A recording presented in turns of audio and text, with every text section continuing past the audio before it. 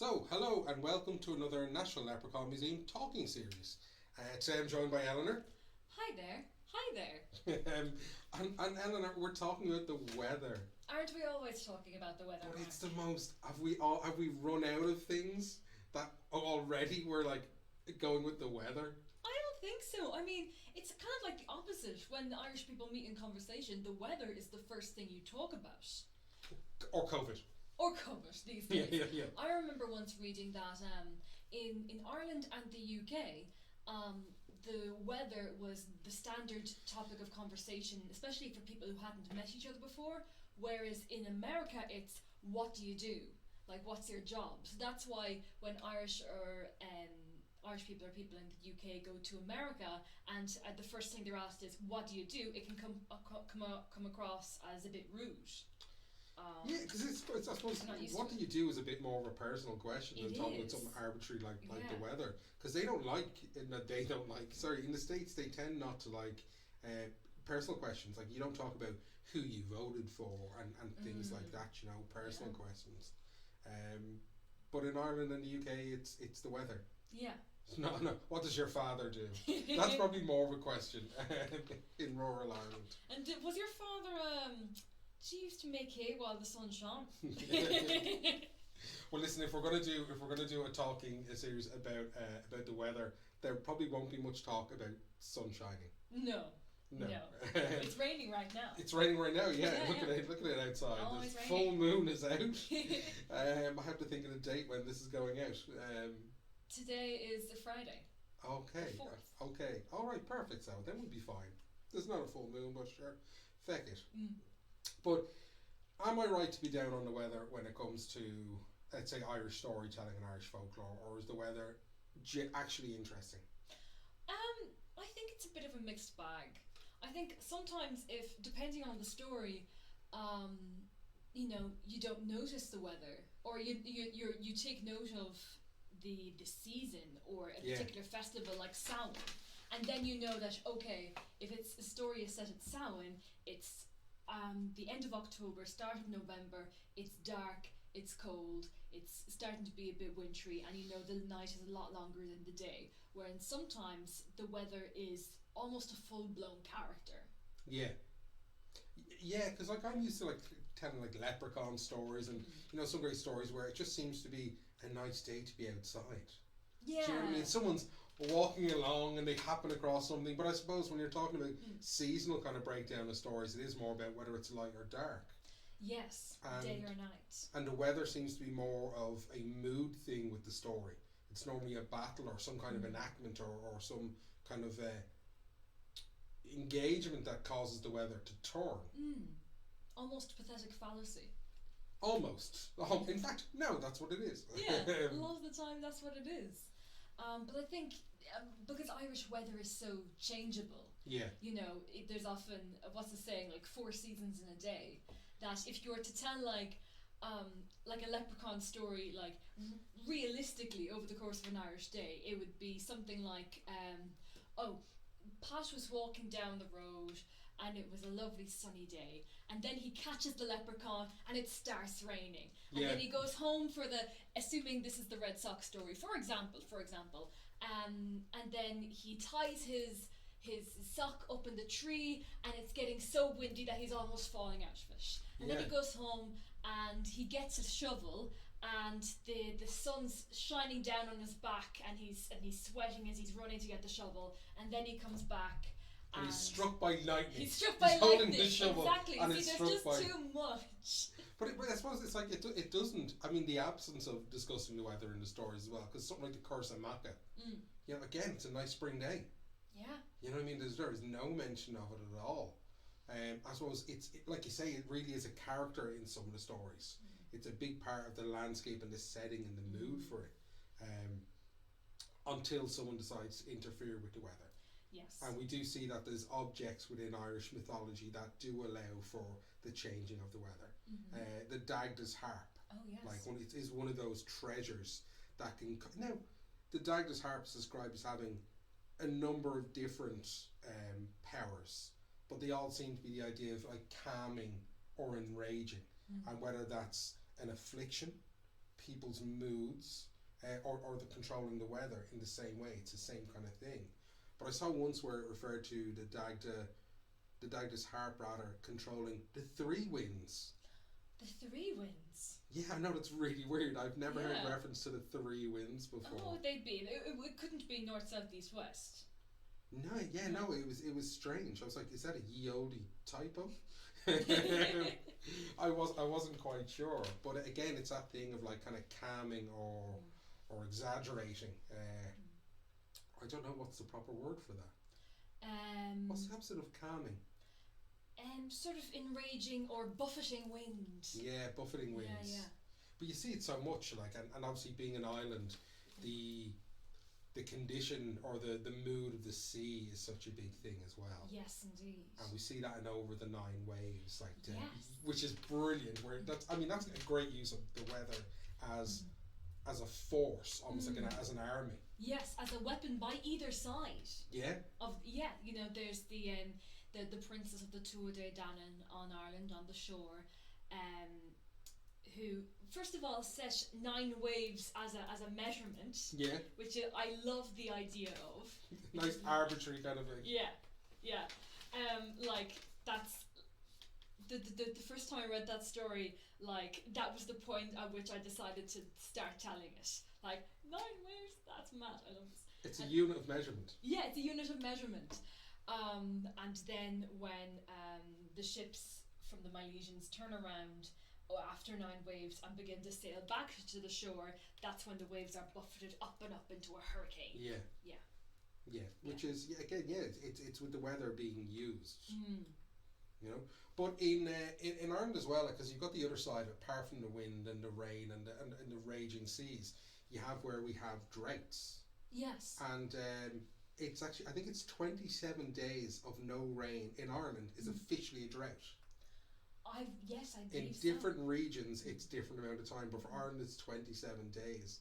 And I remember a story from years ago, and Ita, one of our storytellers here, used to tell the story much better than I ever could. And it was a story of these 3 princes, these 3 brothers out on a hunt. And the idea, like, they were kind of vying for who would be the next leader, who was the greatest hunter of them. And they're out and they're chasing a stag, and they lose the stag. And they've been out all day, but they're thirsty. And when they go to the river, there's no water. And not a drop of water can be found anywhere in Ireland. Wow. All of the lakes, all the riverbeds have dried up, and these guys are dying of thirst, and they happen across a well, which is guarded by a woman who's a hag. And how Ita used to describe this creature, and Ita playing the part, she physically transformed telling the story. And the description was horrific, to the point where she actually mentions the idea of the pubic hair coming down to the knees. And she says she will give water from the well to the one who will give her a kiss. Okay. Yeah, so the first 2 brothers, of course, are like, no, not a chance. And the third brother is like, well, yeah, of course I will. You know, and he sees no issue with this, and he goes over and he kisses her, but as he's kissing her, she turns into this incredibly beautiful woman who is the sovereignty of Ireland, the representation of Ireland. And she grants him the water, but she also grants that he will be the next King of Ireland. Wow. All because he was willing to snog her. Yeah, which is like, wow. Yeah. What does that say about Ireland? What does that say about Ireland? Yeah. If you can do something for us, we'll do something for you. Yeah, you scratch my back, I'll scratch yours, kind of thing. That's how you get things done in Ireland. That's true. Yeah. But if we want stuff done in Ireland, we do go about it in strange ways. And the weather, if we want to make sure we've got a good day in Ireland, what do we do? What do we do? I've been very specific to my head. I just want to see if you'd come out with it. What did we do at the museum at the start of lockdown? Oh, of course, we put out the Child of Prague. Yeah. I kept thinking sacred gosh, but that's not it. I mean, was that something would you have had, like a Child of Prague in your home? No, we wouldn't have, but our aunts and uncles would have. Yeah. Yeah. And my grandparents would have the Child of Prague. But you know, you'd always hear of it being put out before You know, the communions. Yeah. With the bouncy Weddings castles. as well. Yeah. Yeah. Yeah. I suppose I'm a bit older than you, so that's why there's one in. Actually, there's not currently one in my house, but there would have been in my mother's house. But we have one in the museum. We do, indeed. Which is from Tom's house. Which is, yes. And we put it out when we first closed there back in September. Yeah. At the front of the museum. And the weather was good. It was. It was really nice September. All because we put out the Child of Prague. Yeah. But, you know, people would live and die by the weather. So it was, you know, the tides and so on. So it was really important to be able to predict it to an extent. Yeah. By watching the skies and animals. Yeah. Yes. Yeah, because they're clued in more. They're more sensitive to things. But you get people who are like that as well. Yes. You know what I mean? Oh, I've got a toothache. On the left side. That means there's snow coming. Or my rheumatism is acting up. You know. Yeah. Yeah. And you know, people who like get headaches when the weather turns as well. I was talking to Grace recently. She was saying she gets migraines when the weather's getting bad, and she'll know the weather's going to turn because she's got a migraine. Is that because of, you know, and they say my housemate and I were talking about how you know, because of the amount of water in our bodies, that the tides, that the changing of the moon was meant to affect people. It would be so subtle though, it would be so minute. But you know, these people are saying, oh, the dodgy hip is flaring up, you know. Are they right half the time? Do we only remember the times when it's right? But whatever the actual mechanics behind it, people believe it, and that's the important thing. And would make decisions based on it. Yeah. You know, if the seals came into the shore, that meant there would be bad seas, so you mightn't go out and fish the next day. It was the same with the seagulls coming further in from the coast, further inland. Yeah. They'd say it'd be rough out at sea, but we have seagulls in the park next door. We're not that far from the sea though. No, that's the thing. When I first moved to Dublin, because it was a capital city, you know, I was really surprised at how many seagulls there were and cawing the whole time. But you forget how close we are to the sea and to the mountains and to nature, as far as capital cities go, especially. We're the only capital city in Europe that's on a coast. Really? Yep. Oh. Yeah, I'm 99% certain on that. Go fact check it. If I'm wrong, please let me know. But I will be heartbroken. But obviously, the sea, again, we're an island. Yes. So the sea is so important to us. You know, you see these stories where people are lost to the sea. But you said people lived and died by the weather. Yes. Their livelihoods were so affected. Of course. Agriculture, like a bad crop, you know, or a bad storm, and as a people we're decimated. Yes. Yes, indeed. I was actually looking at some recordings of different weather events from monks. Yeah. You know, who in their scriptoriums in the monasteries would have recorded the Gospels and the Bible and stories from myth and history and politics, but also the weather. And there was a lot of there was, say in AD 1328, much thunder and lightning this year, whereby much of the fruit and produce of all Ireland was ruined and the corn grew up white. And then in 1471, showers of hail fell at Bealtaine, or May Day, the 1st of May, with lightning and thunder, destroying much blossom and fruits in all parts of Ireland. One of these showers in the east had hailstones 2 or 3 inches long, which made large wounds on the people they struck. Yeah, see, it's nuts. Yeah. Yeah, we've got it rough.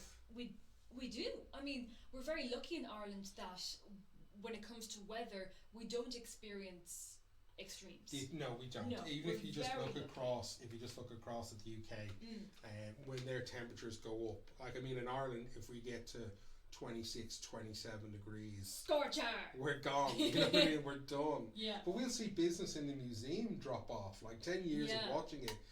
But when you get to 3 days of good weather, after that, our visitors come back. Yeah, they get sick of sitting in the park eating ice creams with their tops off. Yeah. Because that's they what want they to do. sit in the dark with us. They want to sit in the dark and listen to us prattle on. Because the temperature varies in the museum quite a lot depending on the room that you're in. Yeah. Yeah, it does. And some of that is for atmosphere. That's what we tell people. Yeah. And if you try heat a building this size that's exposed on 4 sides. Yeah. It's difficult. It is difficult. It's difficult. We are battered by the winds. And I remember in the early days in the museum, the weather, it tested us.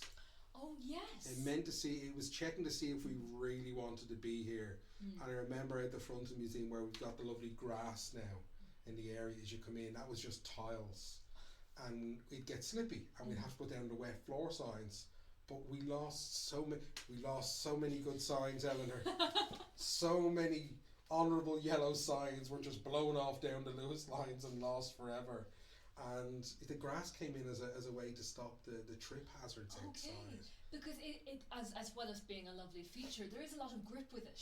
Oh, it's a great idea. Yeah. Thank you. It was actually, it's one of the things I'm most proud of. It was my idea. But even when the museum that's started, my legacy. There was the volcano eruption, there were the snows. Yeah, I mean, the volcano was just like 3 or 4 weeks after we opened. It wasn't that long after we opened. Yeah. But it was a great thing for the environment. Yeah. It was a great thing for the environment. That ash cloud from Iceland meant, obviously, the atmosphere is filled with this ash, which you think is bad. It brought down the global temperature quite a bit. Wow. Which was, when I say quite a bit, like half a degree or something like that, which is massive. Yes. But there were less planes flying. Yes, on top of that. Which we're experiencing again now as a great healing kind of thing for the planet. But my goodness, opening a brand new attraction on an island when no one can fly. Yeah. But we weathered that, pun intended, only to be faced that winter with a record-breaking, freezing cold winter. And I remember we were talking about this recently, the hot chocolate. Yes. Out the front of the museum and handing it out to people, just little sup of hot chocolate with chili. But I think that suffering in the beginning made us it's what prepared us for times like now. Yeah. It's just like, it's awful, but we've been through bad times. We've been through bad times. Made you hard.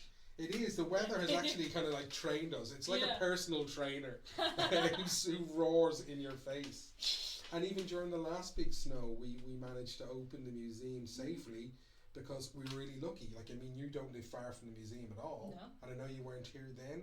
I was out in West Dublin then. Yeah. But there was 1 or 2 people who lived about a 10-minute walk away. Yeah. And who bravely stepped forward.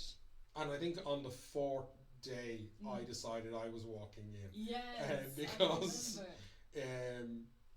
you can't lead an army from my bed.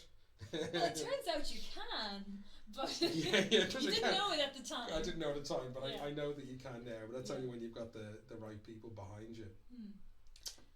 Isn't there an expression that, because the Irish word for weather is Aimsir, which is the same as the Irish word for time. Isn't there an expression in English then, Hiberno English, which is like, oh, how are you this weather? Yeah. Yeah. Because again, it's a seasonal thing, and they're meant to pass. But you'd wonder then, because it's changed so much. You know, like how we experience our seasons now, they shorten or they lengthen. Yeah. Climate change is undeniably, and yet some people still can, is undeniably a factor. So looking at the stories that we talk about, which go back hundreds of years, to looking at now, how representative is our weather in our stories then? Is it still believable, or is it kind of alien to us? I think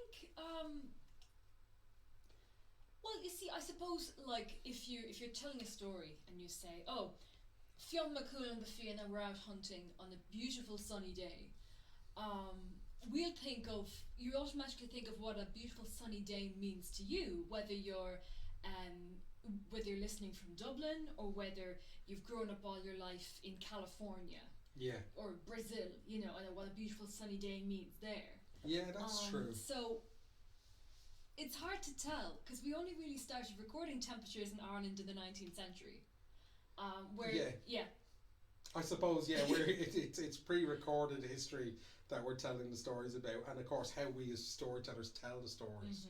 We paint it through a modern voice. Yeah. You know, but when you talk about the Fina out on a beautiful sunny day, I immediately just go to the story of Tiernan Og. Yes. Because they seem to be out on a nice hunt, having a bit of a laze around and feasting, and then suddenly this beautiful woman comes out of nowhere, and Oisin is besotted. Well, I think if they were, you know, if it was a winter's night and it's rainy and there's a storm, what usually happens then story-wise is that they're looking for shelter, or they're hidden away in say the Hill of Allen from the storm, and then say Niamh might knock on the door with her horse and say, "Oh, we're looking for shelter. Before we go home tomorrow to Tiernan Og, can you give us? Can we say the outcome would be the same, but I suppose how the story was told. Yeah. The story Tom told at Sound, which is up on our videos. Oh yeah. That's one of those nights where it's like they're looking for shelter, they're looking for somewhere to rest, and of course they've got the beautiful woman in that as well. But the weather is neither a villain nor a hero really in our stories. No, it can't be. It's fairly unbiased. Yeah, I mean, I know we have a lot of strong feelings about the weather, especially when it doesn't go our way or it doesn't suit our plans. But that's not. It's a natural. It's not malicious. The weather's not. Mother Nature. Is that who we're looking at then? Sorry for pointing at you there. Yeah. It just came to me there. It's like, is that? I mean, it's quite fickle, kind of in terms of. Brother Nature. Brother Nature? No, that's not a thing, is it? No, it's not. Oh, but if you're gonna point fingers. Okay. I'm sorry. I'll be much more respectful with my gestures in future. But when you were looking at it there, and you were looking through like the monks, right, and stuff like that, like what is so unique about the Irish weather? Like, what is our obsession with it? Well, I think it's very strange that we should be so obsessed with the weather, where people, when they're coming to Ireland, have a fairly good idea of what they're going to get, and what they're going to get is usually rain. That's what we're known for. It rains so many days out of the year. Even like the rainiest place in the UK is Belfast, Northern Ireland. Yeah, it's on the island of Ireland. Yeah, Ireland, so this Irish obsession with weather, apart from, I think it all comes down to the fact that the stakes, like as you said before, the stakes used to be so high when it came to being able to predict the weather and what that meant for people's lives and livelihoods. That there isn't such a, and for some people again working in agriculture or fishing, and that still is the case to an extent. But now it doesn't matter, unless you're commuting into the city and there's leaves on the train track and you're like, oh, but it doesn't matter so much, not as much as it used to. No. To our livelihoods. Because again, like it's like we're complaining over very little, because we don't get the extremes, as we said. No, we're so lucky. You know what I mean? And yet you'd wonder, why is that? You know what I mean? Of course, there's people with similar conditions to us, like kind of on the same kind of like latitude as we are, like that, but we're not affected in the same way.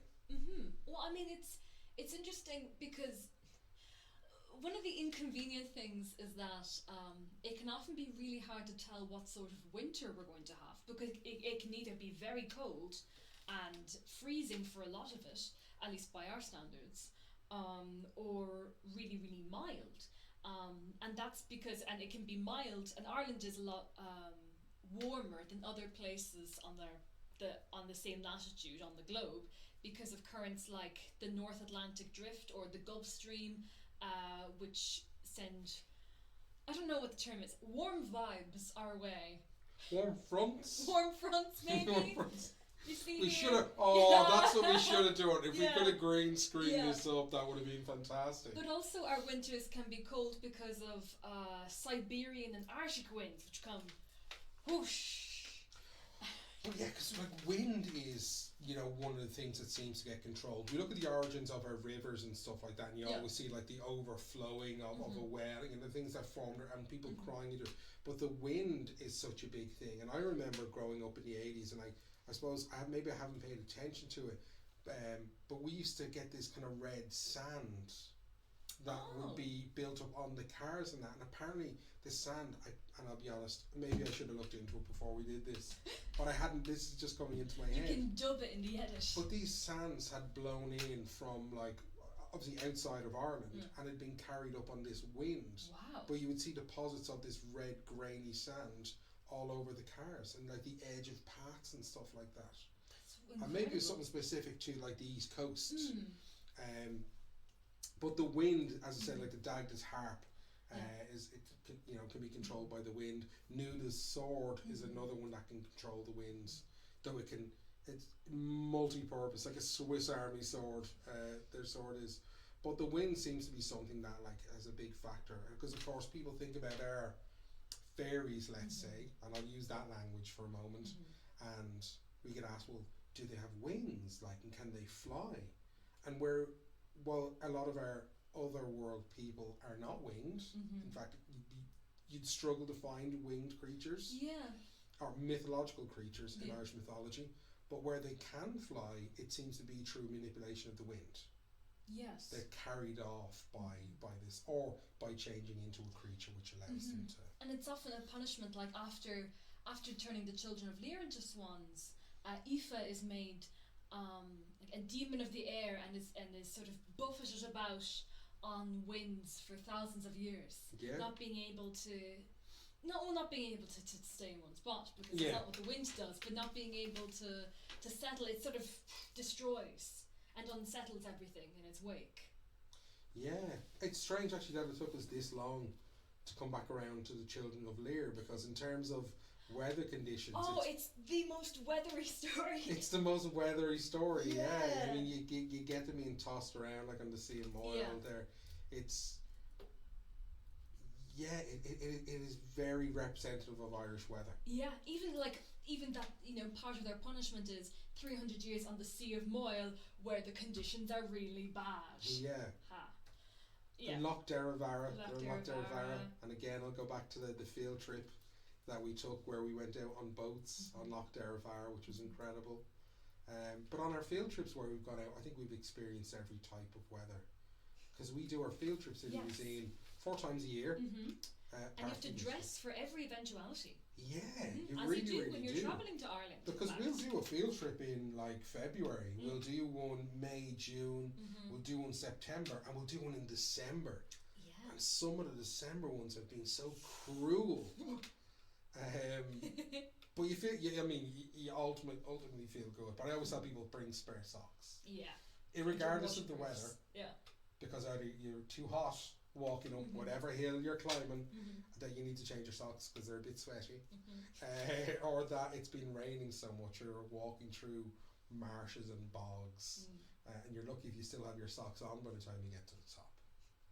Do you have a favourite piece of weather lore or folklore? Yeah, it's a really dumb one because it's not Irish mythology. It's a thing which I remember seeing like in the early days of the internet for me, which you're talking 20 odd years ago, and everyone's seen it. I guarantee you've all seen it, which is the weather rock. Oh. Have you not seen the weather rock? I don't think so, but tell me anyway. Okay, so it's a picture, it's a meme, it's a pre-meme, but it's a rock on a rope, and it's hanging off the side of a building with a sign, and it says it can predict the weather. Oh wow. So if the rock is wet, it's raining. If the rock is dry, it's sunny. If the rock is swinging, it's windy. And it's really kind of, it's not predictive. It's just telling you how things are. Yeah. And I remember actually looking into it years ago to find out, well, where is this rock? Now, several people have done it since and hung it on their businesses, you know what I mean? But why don't we have a weather rock? I wouldn't put a weather rock on the outside of this building. It'd be used to break a window. Yeah, true, fair. Yeah. And also we're not in a particularly built up area, but it wouldn't be fairly representative. It can be shadowed you know, or shaded from the rain. But yeah, Dublin and the East Coast is often sheltered from a lot of the weather. Oh, we get it. You guys have it worse in Kilkenny. Aren't we so lucky up in Dublin? Actually, Kilkenny is the area of Ireland that gets the most frost every winter. Yeah. Yeah. Yeah. Yeah, and I think Mullingar is the rainiest place in Ireland. Yeah, that would make sense. Sorry, not the rainiest, the coldest. Again, yeah. It doesn't matter. As long as it was something negative. Let's not bring Niall into it. That's a whole new episode. Well, listen, we've covered a lot on weather, and I love having these kind of chats. Is there anything you want to fit in before we finish up? Gosh, what's that thing for you?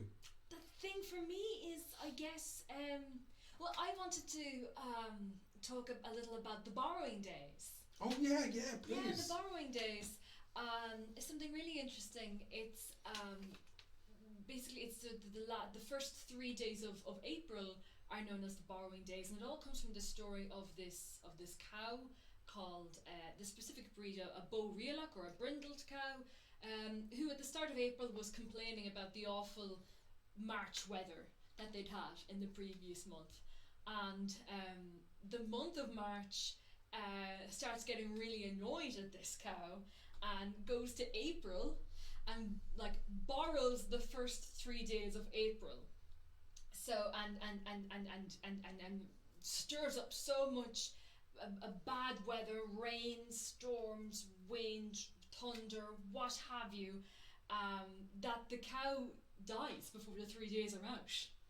Wow. Yeah, because it's an old cow. Yeah, but don't badmouth March. Yeah, the moral of the story is meant to be, don't talk badly about unpredictable weather. I mean, or it's it'll going to get happen. you. Or it'll get you, yeah.